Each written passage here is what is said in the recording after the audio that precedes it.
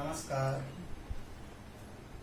BA part second का द्वितीय प्रश्न पत्र में अध्याय है लैंगिक विषमता।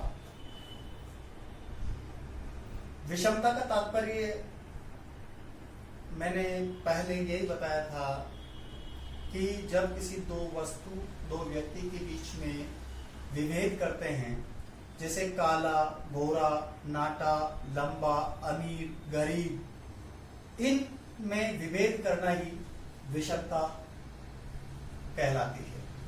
जब हम लैंगिक विषमता की बात करते हैं तो इसका मतलब ये होता है कि स्त्री और पुरुष इन दोनों के बीच में विभेद है, तो एक समय विशेष में स्त्री को अधिकार ज्यादा मिला है या पुरुष को अधिकार ज्यादा मिला है।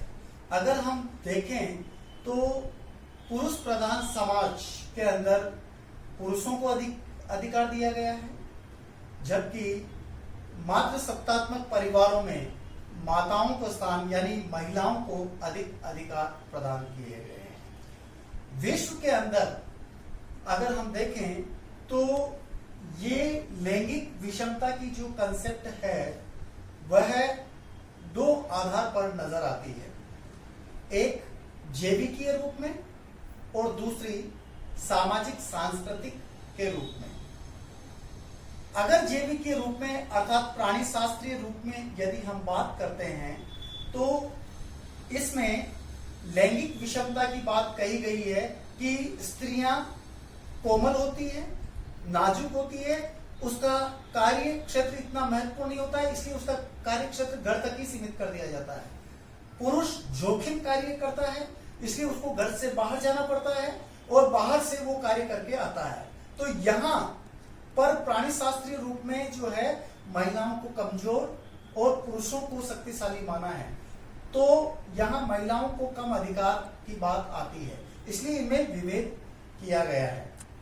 सामाजिक सांस्कृतिक क्षेत्र में भी हमें जैसे परिवार के रूप में, शिक्षा के रूप में, धर्म के रूप में, ये सारी बातों में जो कि सामाजिक सांस्कृतिक है, इसमें भी महिलाओं की स्थिति निम्न है, अर्थात महिलाओं को अधिकार निम्न है, पुरुषों को अधिकार ज्यादा दिया गया है सभी अधिकांश समाजों के अंतर्गत। जब हम भारतीय समाज की बात करते हैं, क्योंकि कुछ विद्वान जो ये बताते हैं कि जिसमें मर्डॉक प्रमुख विद्वान है, MURDOCK मर्डॉक, इन्होंने सोशल स्ट्रक्चर पुस्तक लिखी, सोशल स्ट्रक्चर सामाजिक संरचना पुस्तक लिखी थी, जिसमें कहा कि सभी जो समाज है वो यौन संबंधों पर आधारित होते हैं। जितने भी समाज हुए हैं वो ज्यादातर यौन संबंधों पर आधारित है और उनमें श्रम विभाजन पाया जाता है। श्रम विभाजन का मतलब महिलाओं का कार्य क्षेत्र क्या है और पुरुषों का कार्य क्षेत्र क्या है। अगर हम दूसरे विद्वान की अगर हम बात करें तो इसके अंतर्गत जो है पार्सन्स का नाम आता है। Parsons essays in sociological theory पुस्तक लिखी थी। इन्होंने कहा कि ज्यादातर समाजों में पिता की जो भूमिका है वो भावात्मक रूप में रही है, यानी पिता को शक्तिशाली माना गया है और माता जो है वो एक अलग रूप में पार्सन्स ने उसको बताया है। तीसरी बात अगर मीड की करें, मीड प्रसिद्ध विद्वान रहे हैं मार्गरेट मीड, उन्होंने विश्व में, चूंकि ये मानव शास्त्री भी रही है, इन्होंने 3 प्रमुख जनजातियों का अध्ययन किया, जिसमें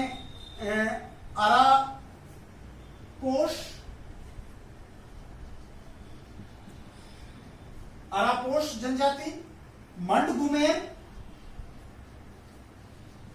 और टेनाम्बुली, इन जनजातियों का मार्गरेट मीड ने अध्ययन किया और यह पाया, निष्कर्ष रूप में इसने यह पाया कि सभी समाजों के अंदर, यानी इन समाजों को उस पर निष्कर्ष निकाला, कहा कि सभी समाजों के अंदर जो है यौन संबंधों पर अगर हम भिन्नता करें तो ये गलत होगी, ये नाइंसाफी होगी। इसमें यह बताया, जबकि फ्राइड ने का यौन भेद को महत्वपूर्ण माना है। अगर हम भारतीय समाज की बात करें, विभिन्न कालों की अगर हम बात करें, तो भारतीय समाज में सबसे पहले वैदिक पीरियड आता है और उसमें जो है महिला और पुरुष की बात करते हैं। वैदिक पीरियड में, वैदिक काल, वैसे ये जो वैदिक पीरियड है वो 1500 बीसी से 1000 बीसी तक का काल कहा जा सकता है। इस काल में भारतीय समाज में महिलाओं की स्थिति पुरुषों के समकक्ष थी, यानी महिला और पुरुष के कार्य क्षेत्र लगभग समान ही होते थे। महिलाएं उपनयन संस्कार भी करती थी, वो शिक्षा प्राप्त करती थी, पुरुषों के साथ में सह शिक्षा भी प्राप्त करती थी, उनके साथ में रहकर के एजुकेशन प्राप्त करती थी। और इस काल के अंदर कुछ महिलाएं ऐसी विदुषी महिलाएं रही है, जिसमें गार्गी, मैत्रेयी जो है वो विदुषी महिलाएं रही है। कहने का मतलब यही है कि इस काल में महिला और पुरुष के कार्य क्षेत्र में ज्यादा अंतर नहीं किया गया है, यानी इक्वलिटी रही है। अगर दूसरे काल की अगर हम बात करें, उत्तर वैदिक काल, उत्तर वैदिक काल, इस काल के अंदर जो है 1000 बीसी से 600 बीसी तक का काल रहा है। इसको उत्तर वैदिक काल माना गया है। इस काल के अंतर्गत दो महत्वपूर्ण ग्रंथ रामायण और महाभारत की रचना हुई है और जैन धर्म और बौद्ध धर्म भी इसी काल के अंतर्गत हुए हैं। अगर हम रामायण की बात करें तो यहाँ रामायण काल में हमें महिलाओं के अधिकार की बात करें, पुरुषों की तुलना में कैसे क्या अधिकार मिले हैं, तो उसमें स्पष्ट होता है कि महिलाओं को अधिकार दिए गए हैं, परंतु फिर भी जो है पुरुषों के अभाव में महिलाओं को पूर्ण नहीं माना गया है। जब भगवान श्री राम अश्वमेध यज्ञ कर रहे थे तो ऐसी स्थिति में सीता वहां उपस्थित नहीं थी। परिणाम स्वरूप सीता की स्वर्ण प्रतिमा बना करके उस अश्वमेध यज्ञ को संपन्न करना था, क्योंकि बिना स्त्री के अभाव में वो यज्ञ संपन्न हो ही नहीं सकता था, इसलिए वो उस यज्ञ को संपन्न किया गया। इसका मतलब यह है कि इस काल में महिलाओं को पुरुषों के समकक्ष माना गया है। यद्यपि पुरुषों को अधिक अधिकार दिया गया है, लेकिन फिर भी महिलाओं को भी अधिकार मिला हुआ था। उत्तर वैदिक काल के बाद में तीसरे काल की अगर हम बात करें तो वो आता है धर्मशास्त्र काल। धर्मशास्त्र काल, एक उदाहरण इसमें महाभारत, उत्तर वैदिक काल में महाभारत का भी मिलता है, जिसमें अनुशासन पर्व में भीष्म पितामह ने कहा था कि यत्र नार्यस्तु पूज्यन्ते रमन्ते तत्र देवता, जहां नारियों की पूजा होती है वहीं देवता निवास करते हैं। इसका मतलब यही है कि स्त्रियों का काफी सम्मान होता था उत्तर वैदिक काल में। जब धर्मशास्त्र काल की बात करें हम, तो यह काल जो है 600 बीसी से, यानी 600 ईसा पूर्व से जो है 8वीं शताब्दी तक का काल माना जाता है। 8वीं शताब्दी तक का काल धर्मशास्त्र काल का माना जाता है। धर्मशास्त्र काल में मनुस्मृति हुई थी, मनु ने मनुस्मृति लिखी थी इसमें, और पहली बार महिलाओं पर जो है नियंत्रण स्थापित किया गया इसमें, यानी महिलाओं के अधिकार छीने गए। इसमें मनु ने एक स्थान पर लिखा है कि एक महिला को बाल्यकाल में अपने पिता के घर, युवावस्था में अपने पति के घर और वृद्धावस्था में अपने पुत्र के घर निवास करना चाहिए। यह बात धर्मशास्त्र यानी मनुस्मृति में उल्लेखित है। इसके अलावा और भी ग्रंथ थे जहां महिलाओं के साथ में भेदभाव होता रहा, यानी पुरुष को अधिक अधिकार, महिलाओं को कम अधिकार दिए गए। धर्मशास्त्र काल के बाद में मध्यकाल आता है और यह 8वीं शताब्दी से लेकर के जो है वो 16वीं शताब्दी तक माना जाता है। 16वीं शताब्दी तक। इस काल में मुगलों का आक्रमण हुआ था, बाहरी आक्रमणकारी आए थे और महिलाओं पर घूंघट प्रथा जो है इस समय लागू हुई कि वो पर पुरुष का मुंह नहीं देख सके। अब ये पहली अवस्था है जब महिलाओं के अधिकार छीन लिए गए, अर्थात उसका जो है घर की चार दीवारी के अंतर्गत उसको रखा जाने लगा, एक वस्तु की भांति महिलाओं को देखा जाने लगा। यानी यहाँ जबरदस्त भेदभाव देखने को मिलता है पुरुषों के द्वारा महिलाओं पर। यहाँ महिलाएं पूर्ण रूप से पुरुषों पर आर्थिक निर्भरता हो गई, सामाजिक सांस्कृतिक आर्थिक क्षेत्र में बिल्कुल पिछड़ गई महिलाएं, और कई कुरीतियां थोप दी गई इस काल के अंदर। सती प्रथा जैसी कुरीति इसी काल के अंदर जन्मी हुई थी। एक पति की मृत्यु होती है तो उसकी पत्नी को जिंदा उसके पति की जो है सैया पर जो है जल जाना होता है। तो ऐसी कुप्रथा इसी काल के अंतर्गत हुई थी। और कई जो है बाल विवाह इस तरह की जो घटनाएं हैं इस काल में देखने को मिली है। इसके बाद में आता है ब्रिटिश काल, जो 16वीं शताब्दी से ईस्वी से 1947 तक रहा। ये इस काल में सती प्रथा को बंद किया गया, बाल विवाह पर रोक लगाई गई। 1829 के अंदर जो है लॉर्ड विलियम बेंटिक ने इसको अवैध घोषित किया गया था सती प्रथा को। राजा राम मोहन राय ने इसके खिलाफ आवाज उठाई थी सती प्रथा के विरुद्ध। तो ब्रिटिश काल, लेकिन जब महिलाओं के अधिकार की बात करें तो भी महिलाओं का अधिकार इतना नहीं मिला। उसमें फिर भी ये माना जाना है कि नहीं, स्त्रियों को घर से बाहर नहीं निकलना चाहिए, स्त्रियों का कार्य क्षेत्र घर पर ही होना चाहिए, उन्हें शिक्षा से वंचित किया जाता रहा है। और अनेक संस्कारों के नाम पर जो है उनमें कई कुरीतियां थोप दी गई थी। और इसके बाद में छठी जो बात आती है वो स्वतंत्रता काल की बात आती है। भारत में स्वतंत्रता के पश्चात, यानी 1947 के पश्चात का काल आता है। इस काल में कई बदलाव आए हैं, जिसमें महिलाओं में जागृति आई, शिक्षा के प्रति जागृति आई, आर्थिक क्षेत्र में जागृति, राजनीतिक क्षेत्र में जागृति, अनेक क्षेत्र में आई। लेकिन स्थिति फिर भी जस की तस रह गई। इतना बावजूद, देश में आजादी होने के बावजूद भी आजाद भारत के अंदर महिलाओं के अधिकार क्षेत्र में इतना पूर्ण नहीं हुआ। फिर भी महिलाओं के प्रति भेदभाव नजर आता जा रहा था। मैथिली शरण गुप्त ने एक स्थान पर लिखा था, अबला जीवन हाय तुम्हारी यही कहानी, आंचल में है दूध और आंखों में है पानी। जब ये बात सामने आई कि भारतीय समाज में महिलाओं को अबला माना गया है, कमजोर माना गया, भावुक माना गया, कोमल माना गया है, तो ऐसी स्थिति में व्यक्तियों को सोचने के लिए मजबूर कर दिया कि देश की आजादी के बाद भी महिलाओं को अधिकार नहीं दिया गया है या उनको वंचित किया जाता रहा है अधिकारों से। तो ऐसे समय में जो है भारत सरकार ने 1971 में अशोक मित्रा की अध्यक्षता में एक कमेटी गठित की। 1971 में अशोक मित्रा की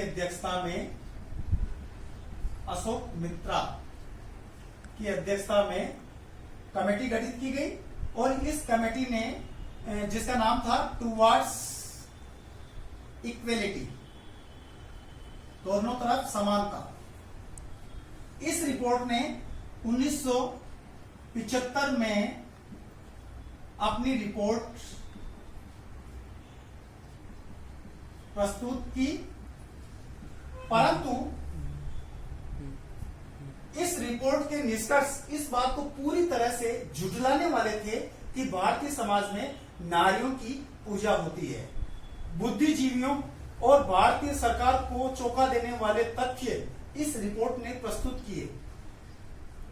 सबसे पहला जो तथ्य इसका सामने आया है इस रिपोर्ट का, नंबर 1, कि 1901 में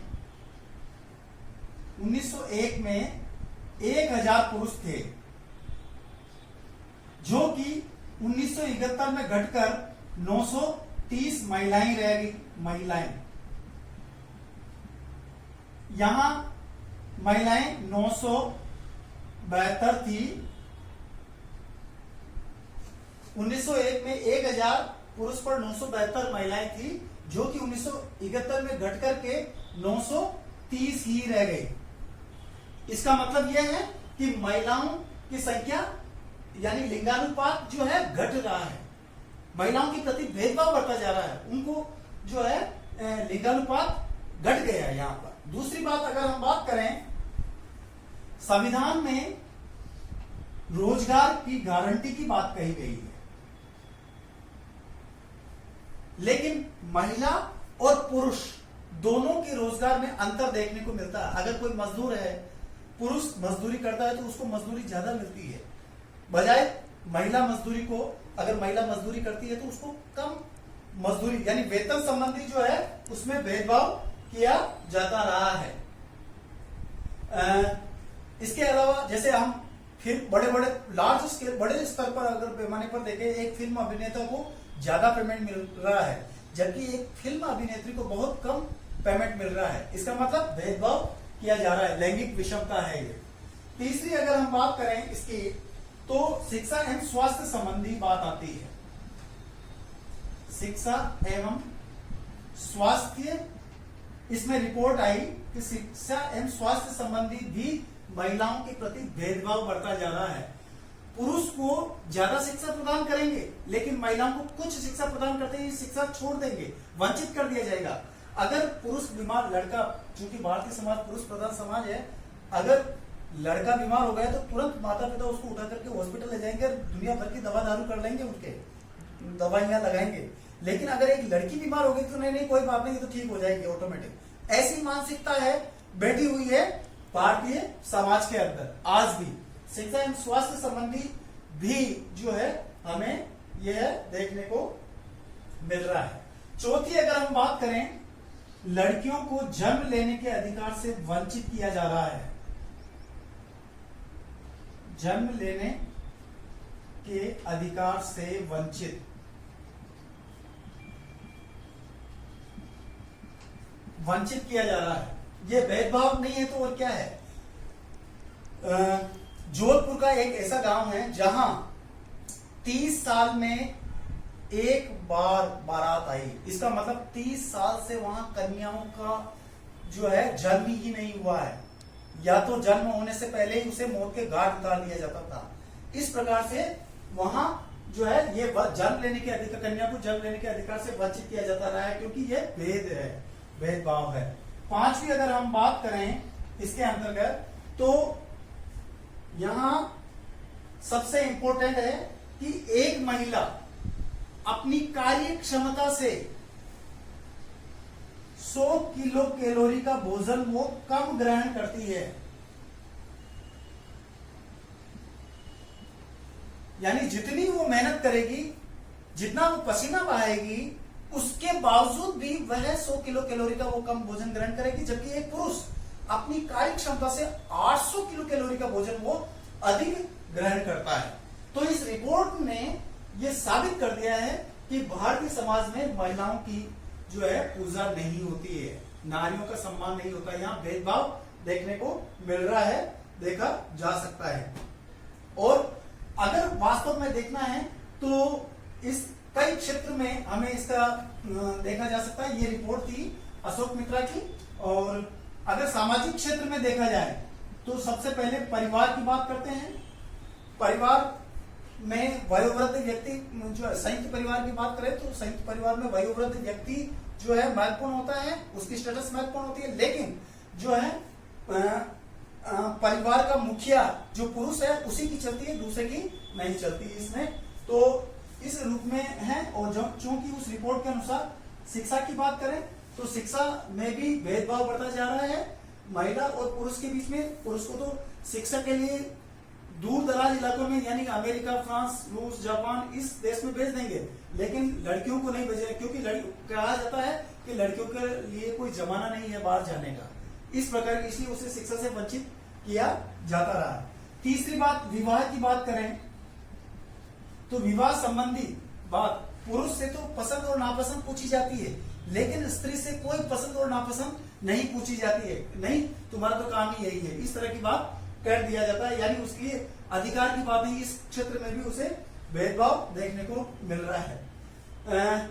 विभिन्न प्रकार से आर्थिक की बात करें अपन,